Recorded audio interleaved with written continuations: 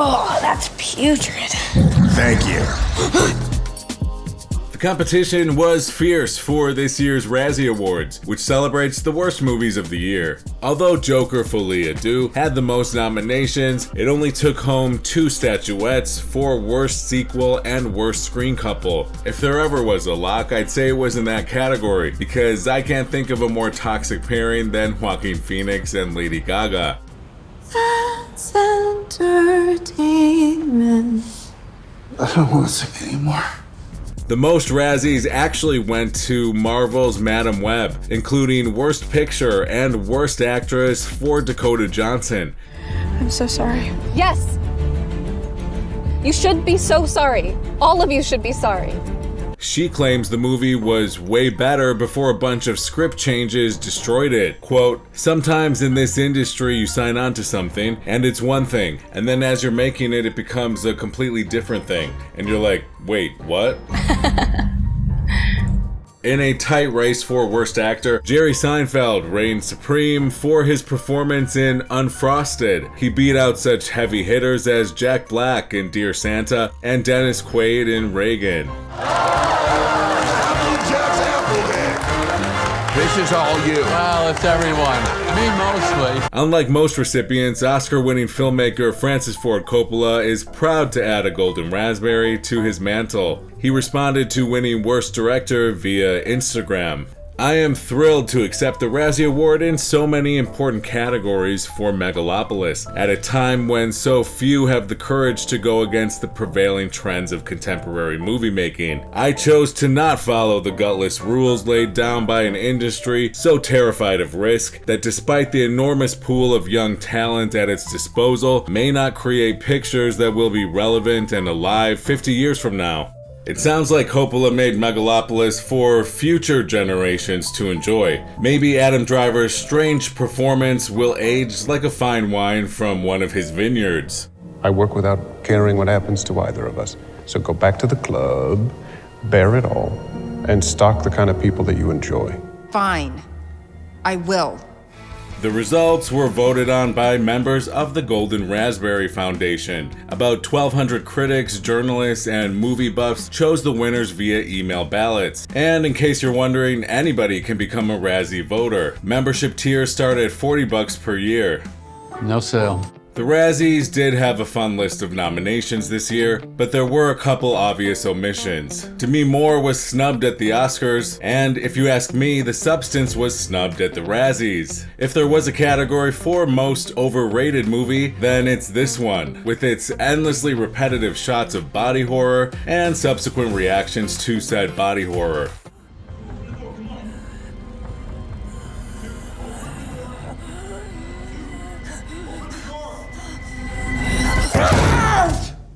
What the fuck? And what about Wicked? Let's be real, it was an overhyped snooze fest. Hobbies will put them to sleep. Plus, both of them suffer from the growing trend of movies that will not end. I'm not afraid. It's the wizard who should be afraid of me. No! God, please, no! No! Bad movies have always plagued Hollywood, but it wasn't until 1981 when the Golden Raspberry Awards arrived on the scene. They were created by journalists John Wilson and Maureen Murphy. The first ceremony took place in Wilson's living room, as an informal potluck dinner party kind of thing that followed the Oscars. The inaugural winner for Worst Picture went to the infamous Can't Stop the Music, a musical comedy starring the Village People. Once you see it, you'll know why you can't stop the glamour. Buzz began to spread, and by the fourth year, the Razzies got the attention of CNN and other major news outlets. The ceremony was subsequently moved to a larger venue in Santa Monica, where it could accommodate the growing crowds. The announcement of the nominees has since become a cultural touchstone. The list is always good for a laugh, and it gives moviegoers a chance to exact revenge on Hollywood for turning out so many turkeys. The winners are always announced at the ceremony the night before the Oscars. Sylvester Stallone holds the record for the most Razzies with 12 wins and 40 nominations. For every Rocky sequel, there was a Judge Dredd or a Stop or My Mom Will Shoot.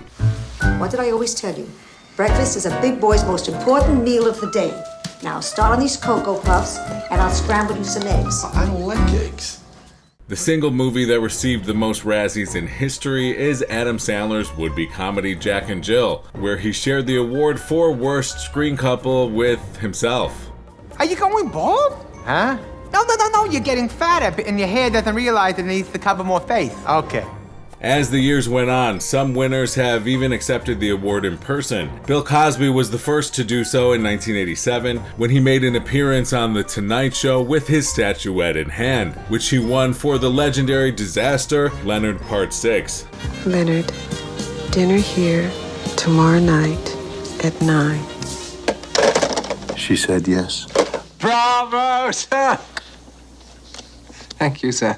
It's hard to believe, but long before he was known as a terrible person, he was merely a sitcom star who made terrible movies. When they say you win this, it goes in all the papers, and papers love to do that. They love to go on the worst thing and the worst and the worst. So they're going like, Bill Cosby, worst producer, worst writer, worst actor. I swept the award. Tom Selleck won Worst Supporting Actor in 1993 for Christopher Columbus, The Discovery, and was presented with it on the Chevy Chase Show. Their kingdoms will know wealth and power beyond. Go to France. Go to Genoa, but don't utter threats in my presence again. I've gotten a lot of awards, but I've never been selected the worst anything, and I got the Raspberry Award last year for the worst supporting actor in a motion picture. Tom, actually they do give an award out. If you'll open this up, it's yours. It's a raspberry. It's got some green mold on top, and it's really very nice. Pretty disgusting. Yeah. Yeah. Thank you. In 1996, Paul Verhoeven accepted the Worst Director Award for Showgirls. Doggy Chow. Oh, I used to love Doggy Chow. I used to love Doggy Chow too. Like Coppola and Megalopolis, he was always proud of the movie despite all the criticism at the time. Of course, in Verhoeven's case, Showgirls has since been reevaluated and is considered a certified camp classic. The jury is still out for Megalopolis. Thank you very much. The worst thing happened to me today. I got 7 of the worst awards. And I'm very happy because it was much better, much more fun than reading the reviews in September. Thank you so much. In 2005, Halle Berry became the first Oscar winner to collect her Razzie in person. She won Worst Actress for Catwoman and gave a heartfelt acceptance speech.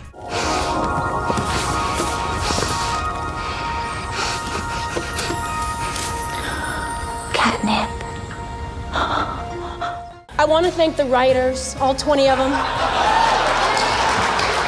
Thank you for thinking this was a good idea. Obviously it wasn't, but I appreciate the thought. You thought it was, you tried, hey. Thank you. I also want to thank our director, Pitoff. You know, that one-name French guy.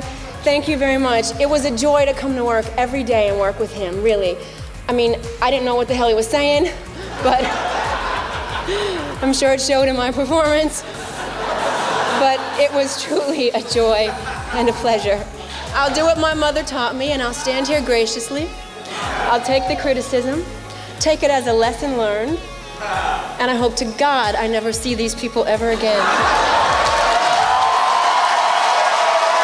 5 years later, Sandra Bullock made history when she also showed up in person to collect her Worst Actress Award for All About Steve. Well, I have a date this evening. Yeah, Steve. His mother probably thinks he's gay.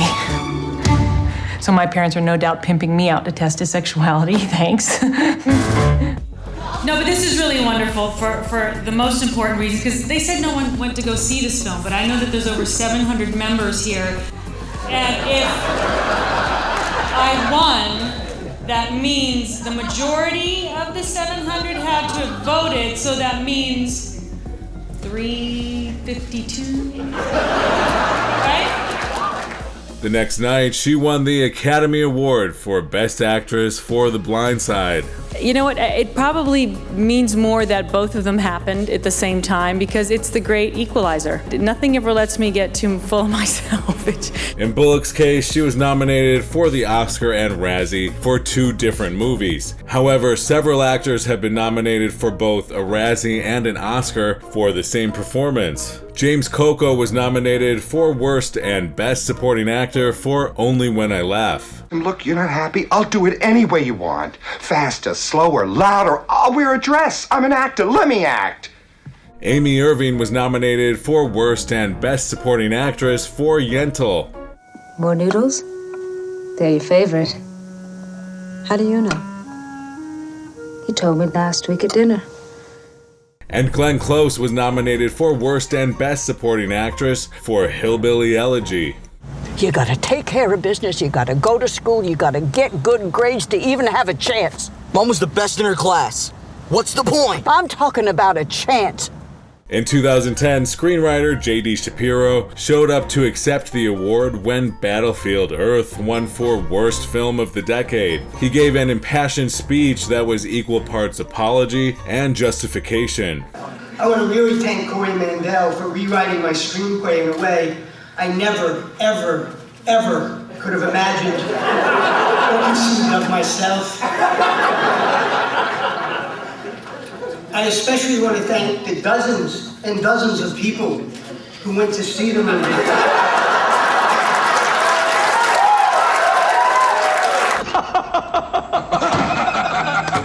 It's a joke.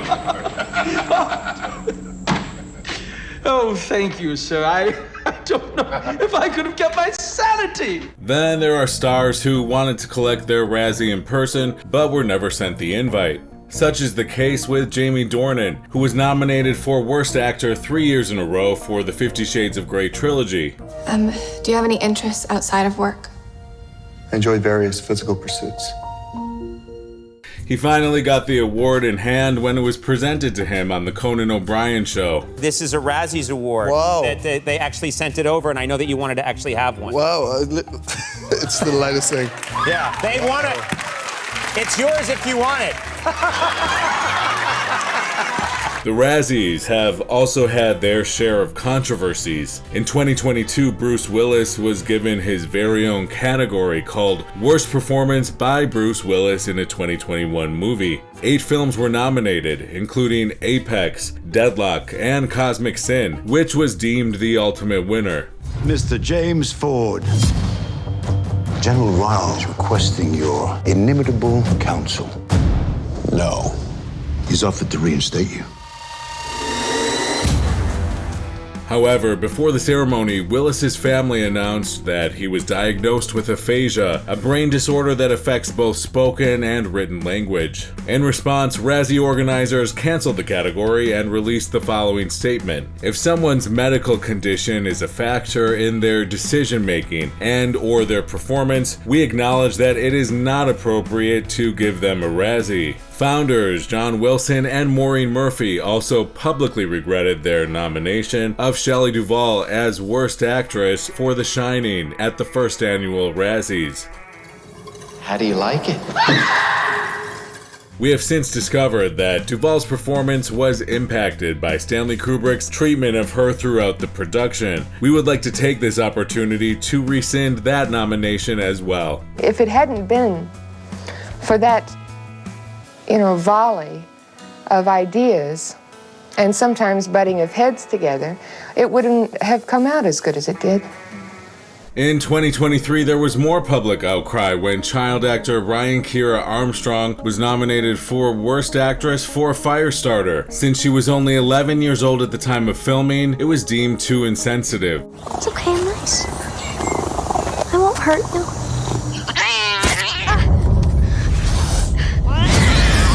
John Wilson issued another apology and rescinded the nomination, stating that all future Razzie nominees would be 18 years and older. That sounds fair enough, and it's probably not a bad idea for the Oscars either. In response to the controversies, the New York Times went so far as to call for the event to be canceled permanently. That seems a little extreme. Hollywood spends half the year overpraising itself with endless award shows and expensive PR campaigns. We need the Razzies to take the industry down a peg. Their mission has always been to encourage well-known filmmakers and top-notch performers to own their bad. And for the most part, stars who have a sense of humor about themselves are usually able to accept the dubious honor in the spirit in which it's intended. Stars like Dwayne "The Rock" Johnson, who graciously acknowledged his Razzie for Baywatch on Twitter. Oh my God, it smells so good. Right? The last time I had a donut was, long ago. Think about the time you fucked up in the Olympics. That was the last time I had a donut. Made Baywatch with the best of intentions. It didn't work out like that, but I humbly and graciously accept my Razzie, and I thank you critics, thank you fans, and look, at the end of the day, movie's so rotten you eventually fell in love with it.